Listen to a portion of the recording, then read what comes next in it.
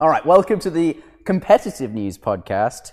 We've done a community news podcast. Robo, what's the difference? Community news is things that are happening on Twitch, meetups, general things like that about the community in general, Age of Empires stuff. Competitive news, it's about the tournaments that are happening, the players that are winning, the players that are losing to, the prize money, upcoming tournaments, stuff like that. Mm-hmm. So a bit more focus on the game rather than everything happening around the game. Yeah, that's a good way to sum it up. There we go. So Robo's going to lead this one. I think he's the topic meister. I'm the only one that's actually got any notes here. He's got bullet points. Yeah, I've got bullet points. I'm not certain how much I can add, but I'm here. You're here for your pretty face. We're just here to add the colour. Yeah. Yep. Okay. So obviously we've just had ECL on the weekend. Yep. The round of 16. We had plenty of good games. Do we have any surprises, or do we want to talk about each individual match? Do you think? Well, I think ECL round of 16, there's quite a lot of games there. There's 8 matches. Obviously, they're all best of 3. Mm-hmm. And we just came off the back of Saturday and Sunday casting those last 2 days. I thought there was a lot of great matches. Some were a little bit disappointing, but then others made up for that. I think so too, yeah. Not a lot of map diversity, though. We saw a lot of Atoll, which was... Yeah, Atoll was in the map pool every single time, I think. Yeah, every match. It seems like a popular map choice at the moment. It is. Yeah. Otherwise, the only 2 teams that didn't win any matches were Heresy and BZK. The 2 teams at the bottom of the standings, the teams that sort of needed to win the most. Yeah. Which at this point in the tournament, when BZK and Heresy are at the bottom, we're past the halfway mark. If you're going to make some kind of comeback, now is the time to start. But obviously, BZK have been a little bit weakened by the fact that Miguel and Dugao have left the team, and they've joined Heresy. You can do that. You can just leave your team and join another team. In ECL, you can, but it's because it's such a long tournament. Right. We have a rule that says between each stage, when there's a little break, players or teams can make changes to their roster. Okay, including adding team members from other teams. If they so choose, because it's going for a whole year. So how does that work with the prize pools and stuff being divided up? The prize pool is for the team that was playing. The teams themselves decide how it's split up. Yeah. Because if it's a 2v2 event, maybe just those 2 players get the money. Maybe they split it between everyone because they all practice or whatever together. That's their business. Yeah. Presumably, we don't interfere with that. Presumably, they split it in a way that they're all happy with. Yeah. And then they leave the team afterwards, essentially. Yeah. That's what we hope, at least. Well, I hope so. Well, hopefully not. Someone's not robbing all the money and be like, "I'll pay you at the end of the tournament. Don't worry." We haven't heard any complaints so far, so I think we're happy there. I think everything's going fine with regards to prize money, at least. Yeah. I just thought it was interesting. You could swap teams. That's cool. Because it's a whole year event, right? And people don't always get along. Sometimes problems happen. People just don't want to keep playing together, right? That's not what typically happens because most tournaments aren't that long for. Right. Normally, it's a month or 2 at most. Whereas this is a whole year ongoing sort of event. Cool. And also, real life happens. Dugao moved to Europe. He moved to Malta for a couple of months, right? And he was just unable to play. He was still on the team, but they could have replaced him with another player entirely. Yeah, exactly. So that they weren't a player down, essentially. But he's still playing, so... Well, I assume he is if he's moved to Heresy. Soon, I believe he will be. Yeah. That's actually a nice segue into Hidden Cup 2. Oh, okay. Which is a new... But you've ruined the segue. Whenever you announce the segue, you've destroyed it. And it's gone. Okay. What about the segue? Don't talk about the segue. Well, can we buy a segue and I can just ride around on it? Random fact. The guy who invented the segue died on a segue. Rip. That's quite funny. I shouldn't laugh about that. I think he fell off a cliff or something. He was doing some extreme segway driving. Right. I don't know if that's true. That could be. That sounds a bit completely false. But that's what I've heard. These are the absolutely brilliant topics that we talk about on the. We didn't really finish the podcast. first topic, I feel. Yeah, well, we were talking about your segue that was apparently so good. We can circle back if you want to. I mean, it's not even spelt the same. Segue and segue are 2 different words, but Look how none of this would have happened if you just not mentioned it. I'll just go sit in my corner and I'll just stay quiet. Right. Okay. Sorry, what were you segueing to? Well, now we're going back to ECL, right? Well, you asked about good games, and I Yes. don't think we should talk too much in detail because that's what Roach and Ornlu are going to do on Thursday, because they will be doing the ECL preview/review on Thursday at 8 o'clock. 20 GMT. You're on this channel. Okay. So ECL is mostly done. We've got the podcast on Thursday. Next Saturday we'll be back for round of 8. If anything, this is more of an opportunity to perhaps plug the fact that there will be an in-depth discussion for about an hour to an hour and a half with special guest interviewee. I won't tell you who it is, but there will be a special guest on the show this week. And Ornlu and Roach will be doing that podcast at 20 GMT on Thursday on this channel, and you can tune into that live. I'll put a notification out on our social media, so you can follow us there. And anything else you want to add? I've got no knowledge about this podcast at all, so... Okay. No, that's so I'm like hijacking your podcast by promoting someone else's podcast. Yeah, that's fine. Easy. Easy. It's all cooperative, right? But yeah, it's Working all as a community. team. It's all good. Yeah. Okay. But let's go ahead and do the segue. Let's do the segue. Okay, so we're talking about Dogao. Dogao has signed up for a tournament, Hidden Cup 2, which is coming up soon. We haven't seen him playing in a long time, basically, since August? Perhaps my role should be asking things like, what's the Hidden Cup 2? Yeah. I was hoping somebody would ask. Because I feel like I'm here because I have no idea. If we want people to get into the competitive... I was having a viewer from the chat here on the sofa to ask these questions. I better have an iPad then, Ham, so... That would be useful. We should have brought that. That would be useful. Yeah.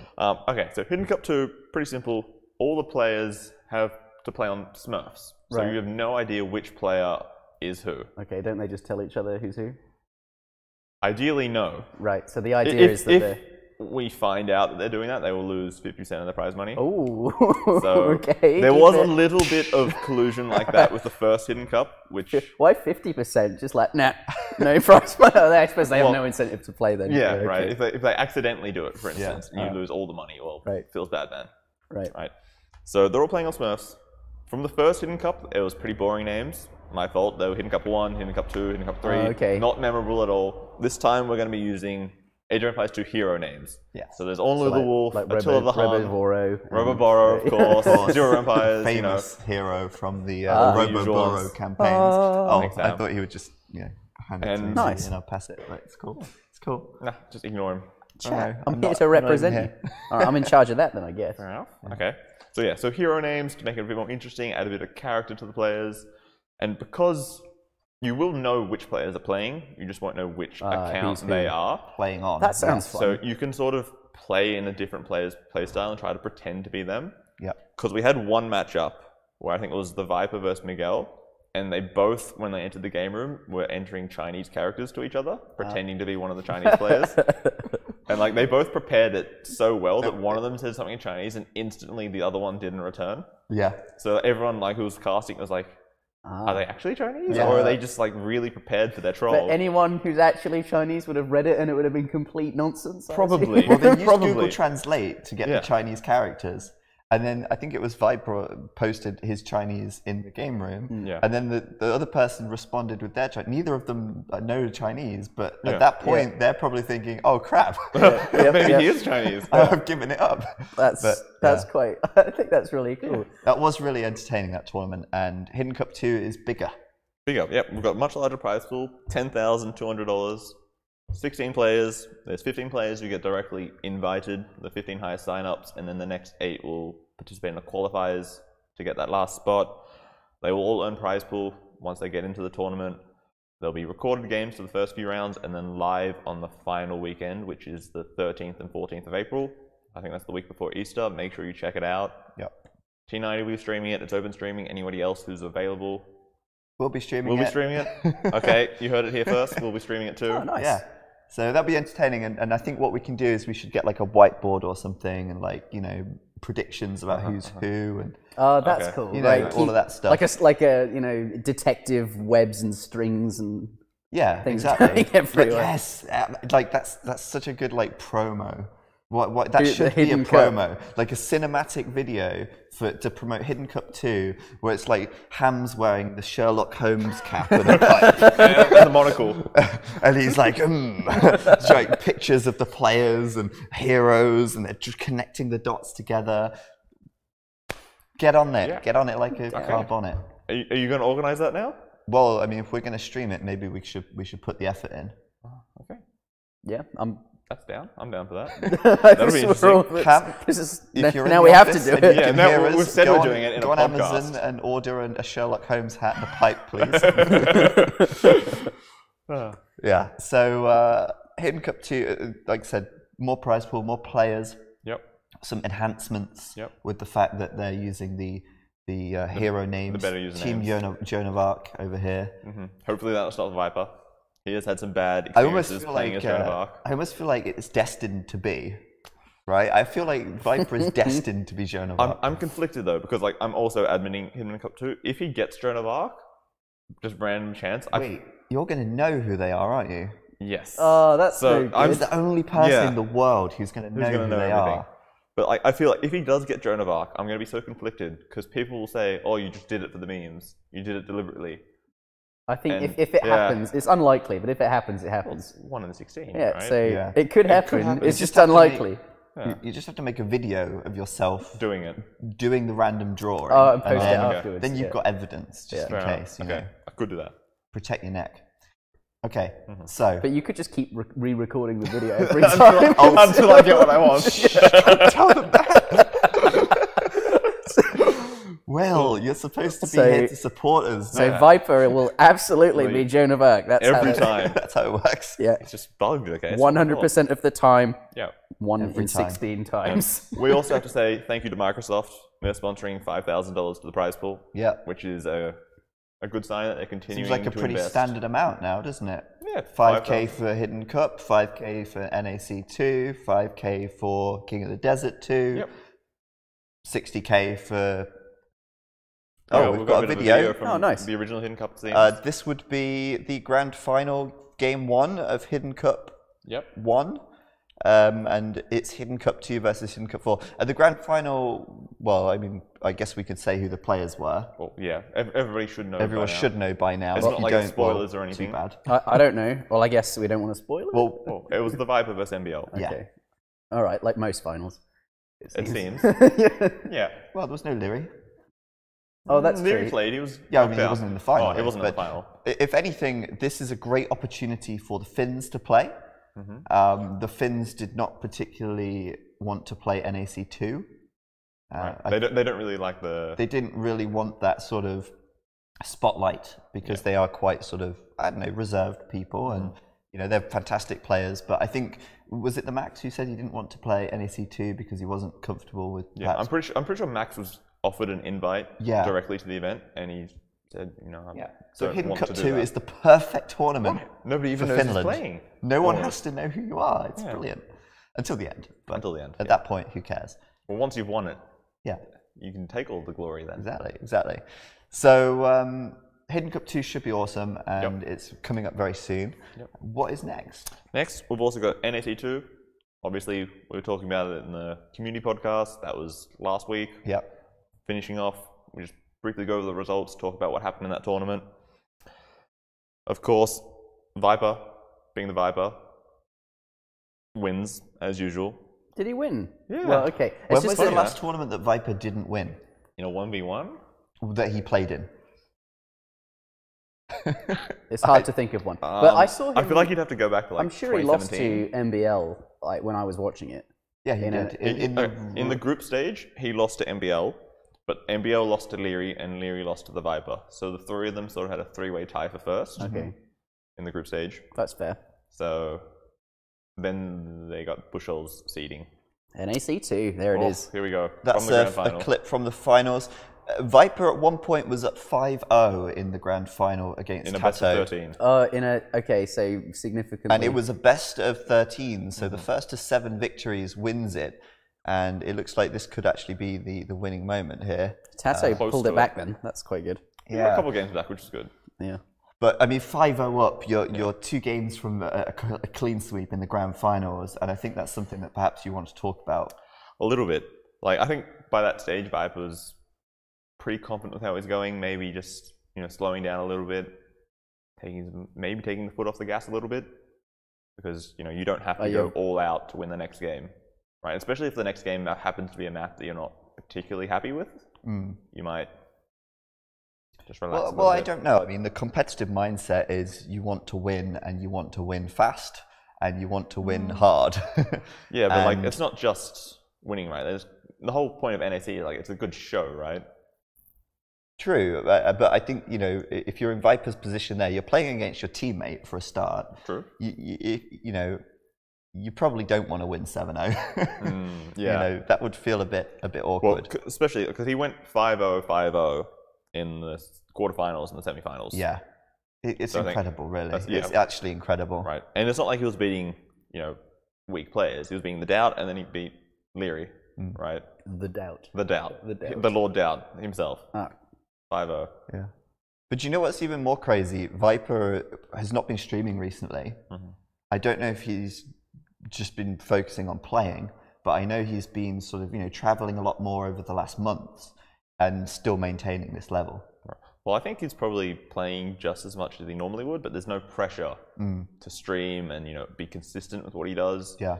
Do like be entertaining as well, right? Yeah. Because normally, like if you're playing really try hard, you know, you're concentrating on the game, you're not thinking about witty lines and joking and reading chat and stuff like that. Yeah, there's no distractions. Right. Maybe that's even better. Maybe streaming is causing players to actually lose a bit of their competitive edge. Could be. Because like if you stream, you know, 20, 30 hours a week, and then you have to do another 20 hours of hardcore practice, like that's a lot of Age of Empires in a week. Definitely. Right? Like Will was getting tired after 4 hours. Yeah, right? That's generally how it goes for me. I don't have a huge amount of playing stamina, so to speak. I guess that kind of makes sense. And you know, the 2 months off, it definitely seems to be helping him a bit. Yeah. He's been playing really well in King of the Desert 2 as well. Yeah. Maybe he's gonna, you know, so he's been keep streaming getting better less, and better. but still on form. No streaming at all since before Christmas.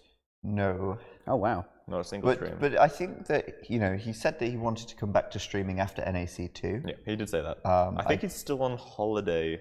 Yes, I don't think he's back in Norway yet. Yeah. I messaged him about the prize pool for our event, and he said he wasn't back yet. So I imagine his stream will be starting in the next 2 weeks again. I mean, I don't know. He's not given a date or any announcements or anything. But, you know, I think a lot of people really enjoy his stream, and they want to see him streaming. And of course, if you're earning a living from Age of Empires 2, then tournament earnings is not enough to really survive on. Especially in an expensive country like Norway. Yeah, of right. course. You can maybe get away with it in some South American countries or like Vietnam, for instance, where winning, you know, $1,000 is like 4 months' wage. That's awesome. Like, okay, that'd be cool. Yeah, that's pretty good. But you're gambling a lot. Like you have to win it, otherwise I need to get paid. Yeah, sort of. And streaming seems to be a bit more consistent. It looks like Ham is showing us a clip from Viper's stream talking to Vivi. He said, "You're a good boy." I don't. It looks like a Nomad game. I don't know this one. I've not seen this. I have seen this clip, but I don't know the context. I'm wondering if I don't know. I'm curious now. Ham must have put this on the screen for a reason.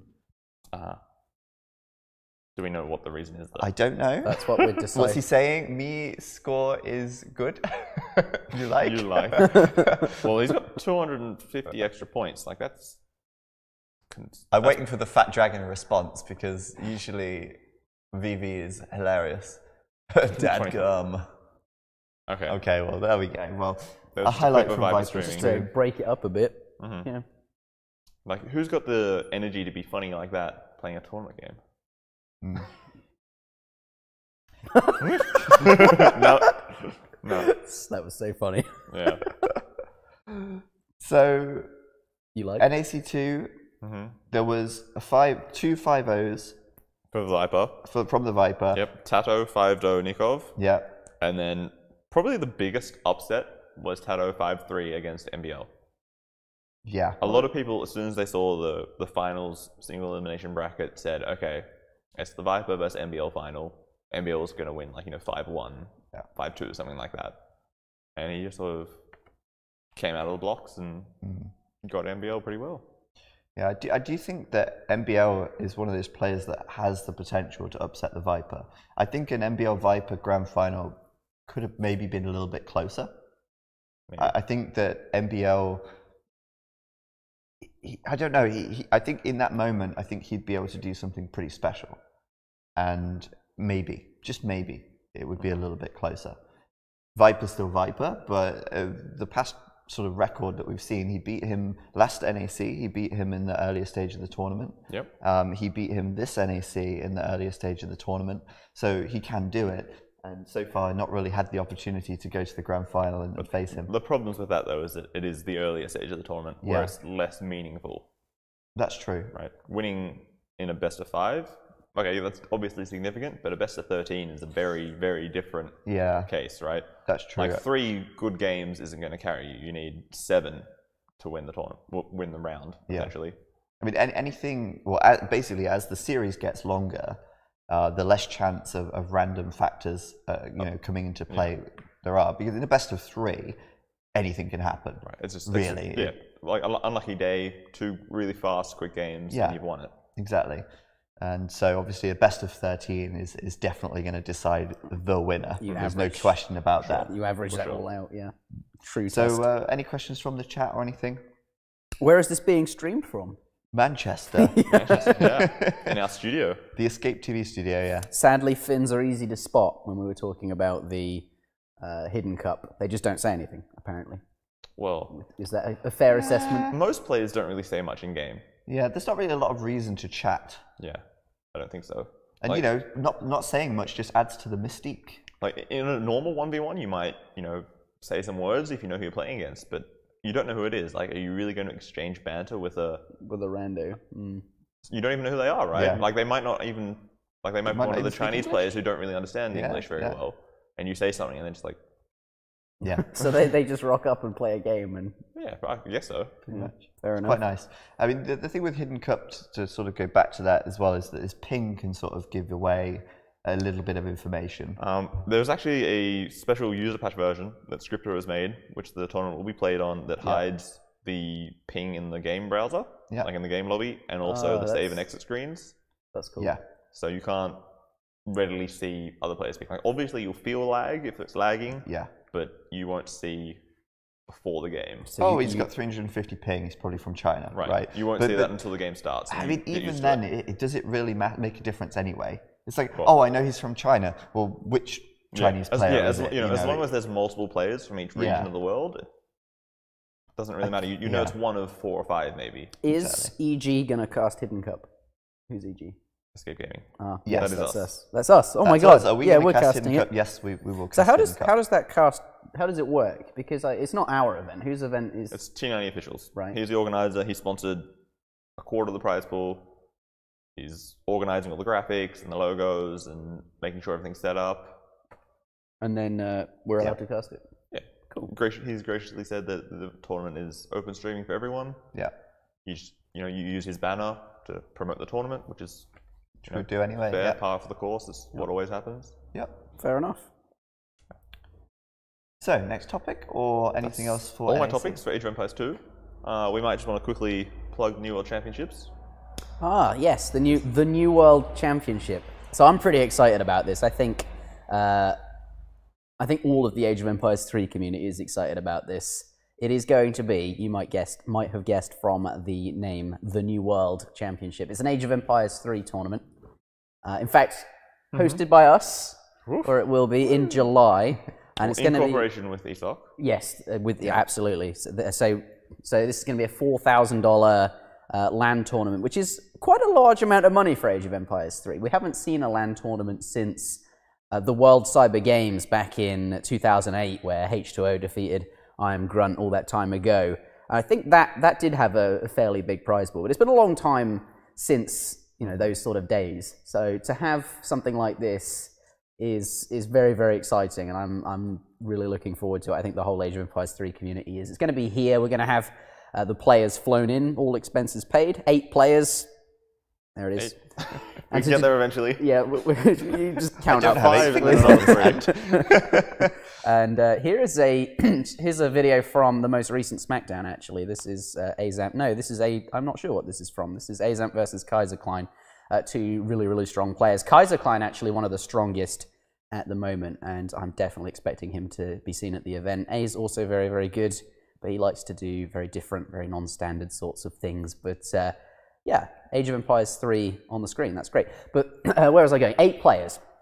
And to determine those players, we're going to have a 64-player double elimination bracket to make absolutely certain that the top 8 being invited will be the top 8 best players. So we're partnering with ESOC, who are going to be handling all the brackets for us and pretty much hosting that qualification event.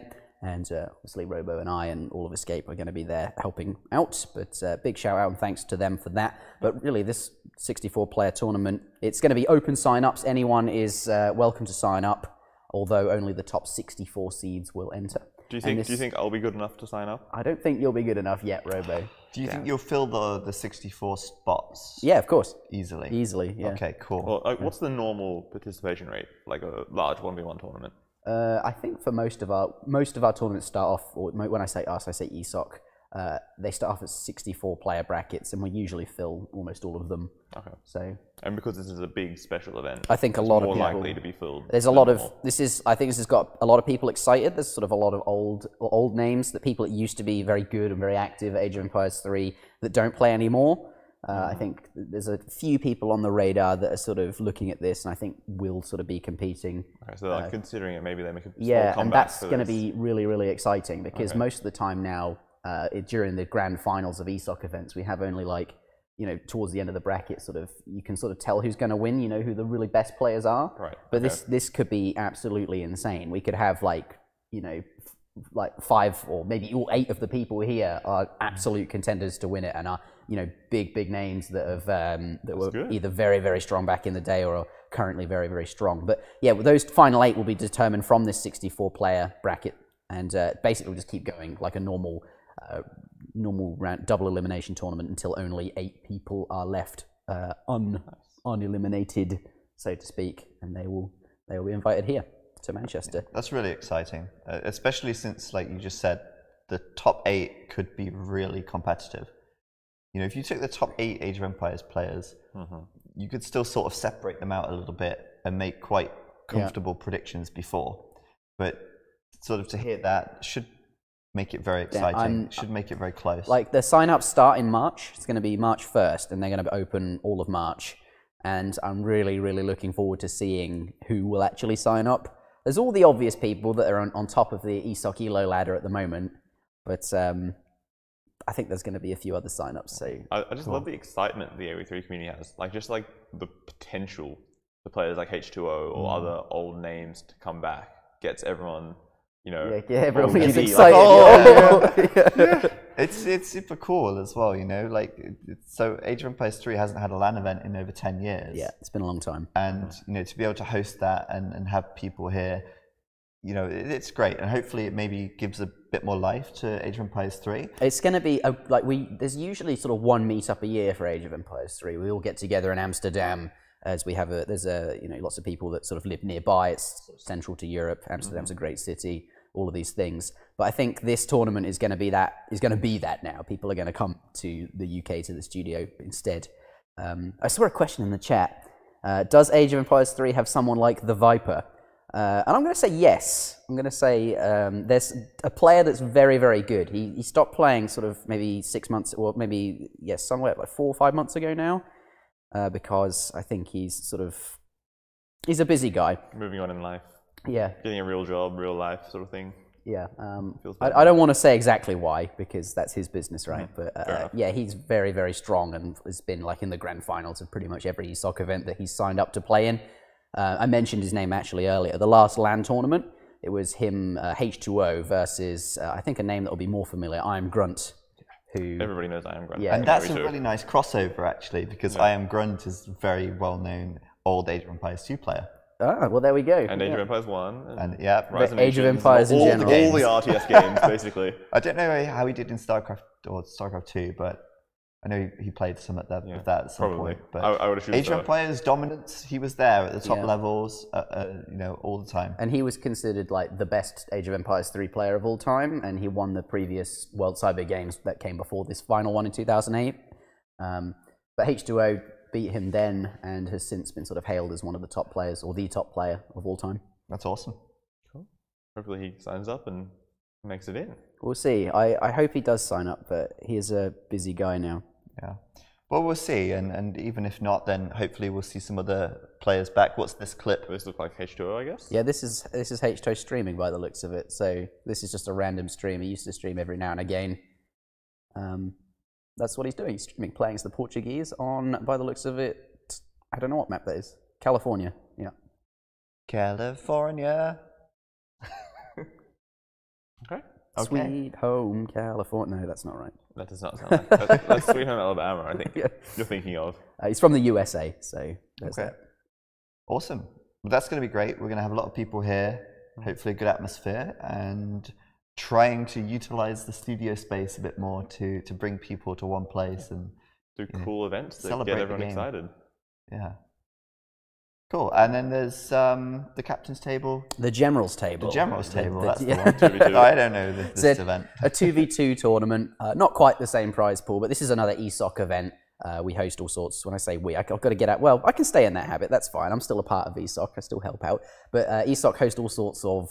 we have sort of 2 major tournaments a year, and they're sort of the big, we call them majors. And then we also have lots of mini events throughout the year as well. And the general's table is a 2v2 tournament where I think we've got 8 teams, something like 16 teams, I don't know. But the semi-finals, I think, have just been played, and the grand finals are coming up soon. So I imagine this weekend, actually. But cool. Good to hear. Yeah, we're expecting, I think, Hazard's team and Maito's team to be in the finals. Well, I would know that already, I think. I was going to check all these things, but I've been streaming. I've been on camera all day. I've been on the stage all day. Yeah. All right, cool. Well, I don't think there's anything else particularly big going on in either community right now. I think we've covered most of the broad topics. Yep. Obviously, ECL continuing on next Saturday as well. Yep. 14 GMT again. Yep. And to reiterate, we will be having the podcast for the ECL on Thursday at 20 GMT. That's Roach and Ornlu doing that. Cool. Nice. I think that about wraps us up. I think that's it for today. Unless there's anything else in chat for us. Hazard is a captain, to be honest. Which means he's like middle of the road ranked player. Oh, you. Those Age of Empires. Those 3 jokes, yeah. Whoosh. Why aren't we live streaming the ECL games? We did that on the weekend, right? Oh, he means like streaming them live. Oh, okay. Yeah. So the reason we don't stream ECL live is because we've always done Rex. And what we do is every Saturday, we go through all the games from the previous week or weeks, and we do them back to back. Yeah, so you've got one big stream that has them all in. Yeah, you know when it's going to be, and you know you're going to get all of the games in order. And we could do them live, but then we'd just be doing the same games twice, which kind of ruins it for us. And other streamers are covering them live now as well. If they choose, or they can cast directly with us as well, if they want. Yeah, and more to the point, we still believe recorded games are better as a format. Ultimately, if we were to do that round of... So we did the round of 16 for ECL on Saturday and Sunday. Yep. We streamed for about 7 hours on both days. That's about 6-ish. 6-ish hours. A long time. Yeah, so that's 12 hours of streaming non-stop, back-to-back games. Yeah. If we'd have done those live, it probably would have taken us closer to 24 hours probably to actually cover them. Because every time a game ends, someone takes a toilet break, or there's a drop, or a restart. And by doing a half-hour delay at the start because the player's running late. Yeah, right. Or, the games are at 10 a.m. in the morning or something like that. Yeah, exactly. Which unsavory really times. Yeah. So we basically cut all of that out by doing the recorded games together. Yeah.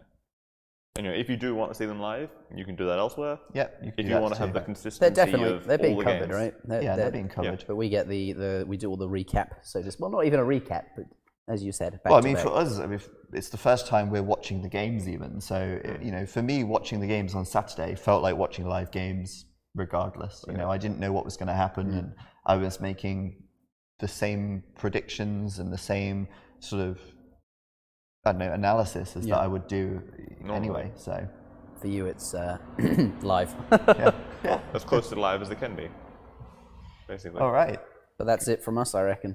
Good stuff. Yeah. Thanks for tuning in. Yeah, that was a good stream. I enjoyed it. And we'll be back on Friday. We will. We'll be back